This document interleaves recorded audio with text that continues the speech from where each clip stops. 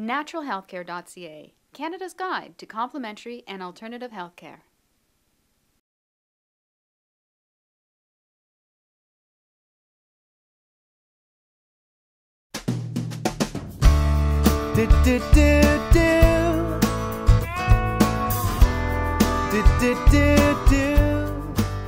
Hi, welcome to Vitamin Junkies. I'm Jennifer Lyall. I'm Dr. JJ. And we're addicted to good health. Yes, and we're addicted to wearing spandex again. One more spandex episode. You would wear spandex for every episode, wouldn't you? I would, but it'd have to be a different color, and we'd have to color match spandex. I'd have to have purple spandex so it would match, like, yeah. I'm not going to wear spandex ever, but you could wear spandex. What if I wore a one-piece spandex outfit? Do you think that would drop viewership? Moving along. Today we're going to be talking about preventing sports injuries. But before we get to that, let's see what JJ's taking today. Yes, I did the Ride to Conquer Cancer, which is a 215-kilometer ride to Niagara Falls from Toronto, Canada, over here. And we raised $14 million for cancer research at the Princess Margaret Hospital. And at the end of my ride, one of the things I took is a proteozyme. So these are enzymes that break down protein. And after you exercise, you will get a lot, you'll basically be breaking down muscle, and also you'll end up with a lot of scar tissue. So what I found after my workout is that these lovely little proteozymes were great anti-inflammatories, and I felt great. By about 1 or 2 days after, I felt like $1 million. So a proteozyme. I actually saw you on the ride. Did you not see us waving? No. We were driving I remember you to telling me Springridge that. Farms, and we saw all these people in yellow shirts riding their bikes, and we were thinking, what the heck is that? And then afterwards, I remembered that you were doing the ride, and it was you, and we were waving. Ryan and I were waving. I was just focusing. I'm at 24. I got to be at 28 speed, kilometers an hour. I was just very focused on my speed and my electrolytes and just finishing. And the hill in Hamilton that was waiting for me. So psychologically, I wasn't looking into the crowd. No, you weren't. But next year, though, I'll look yes, you have fans there. I'll have fans. Sweet. So, moving on to preventing sports injuries. You would have had to do some preparation for that big ride. Yes, and we have four tips. Yes, we have 4 tips. Because you don't want to go in cold. You need to get yourself ready and gradually work up to that. Yeah, and I did a lot of our 4 tips today. I did a lot of preparing, and I came out fine. I didn't injure myself at all, and that's important. And a lot of people did on the ride. So. Really? We have a special guest with us today, chiropractor and runner, Dr. Tracy Schlachta. She's going to help us with the different tips. She's a runner. She's a runner. She's an athlete. Yes. Trust her. She knows what she's talking about. Moving along. So, tip number 1, stretching. Stretching, yes. Stretching and warming up. A lot of people out there confuse the two. They don't realize that they are, in fact, separate. Stretching means to stretch, which means to hold the position of a muscle lengthened for about 20 seconds or so. Warming up is entirely different. That means getting the blood pumping, getting the big muscles moving like your legs, and that warms up the muscle groups. A lot of people think that stretching before an activity is imperative.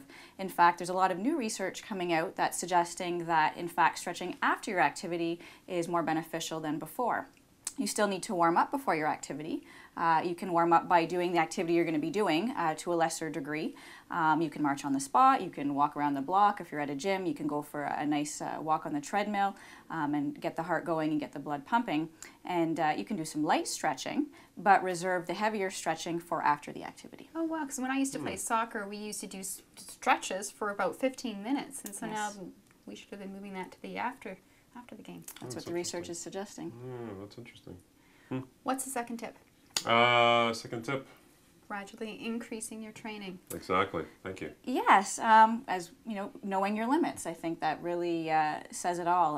Unfortunately, a lot of us work throughout the week, and we have long days, and then we get out on the weekends, and we're the weekend warriors, and we go all out. And I see a lot of patients like this on Monday morning with all kinds of injuries. So you want to make sure that you build up to whatever sport you're doing. You don't want to go out and run a marathon, of course, if you've never run a day in your life. So make sure that you do build up to whatever activity you're doing and get some hours in there. So maybe for running, they might start out just a run walk, actually, okay. Walking, and then a run walk, and gradually move up to a jog, and then go to go into running. 5K, 10K, half marathon. That's fantastic. Number 3. Point number 3, me being a gearhead, is having the right equipment on the ride. I saw so many people that their bike seat wasn't matched with their handlebars. other people, their handlebars were too low and they're biking like this for 5 hours and they must have had a huge kink in their neck. So. Yeah, and again, it's going to depend on what activity or what sport. If you're talking about cycling, obviously having your handlebars and seat at the right height is imperative if you want to avoid injuries like knee injuries, back injuries, neck tension. If you're looking at a runner, you'd be looking at the footwear, making sure the footwear is the right kind of footwear for your foot. Do you tend to roll in, which is an overpronator? Are you someone who may need orthotics? So again, footwear would be very important. Again, looking at the different sports, you want to make sure that your equipment is suitable and that it fits you. And you should also wear spandex too. For Absolutely. Any sporting events. Absolutely. Right. That's your professional opinion.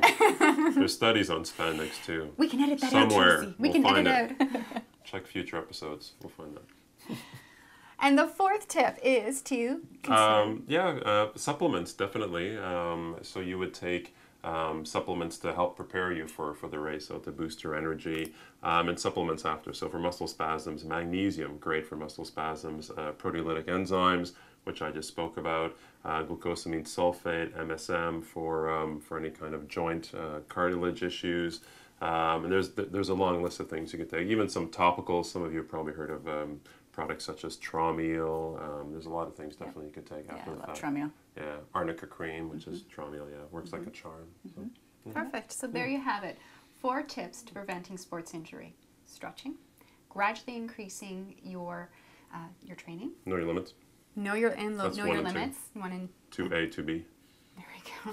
3 is wear the right equipment, and 4 is Supplements. using supplements. That's fantastic. So we hope that we help prevent some of your sports injuries in the future.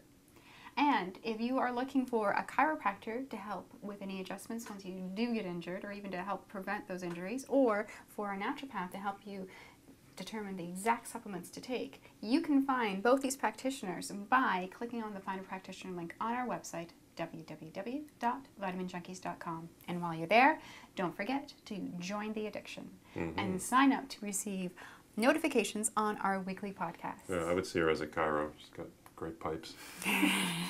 JJ. Huge pipes. Bench press me. Future episode. I'm Jennifer Coming Lyall. soon.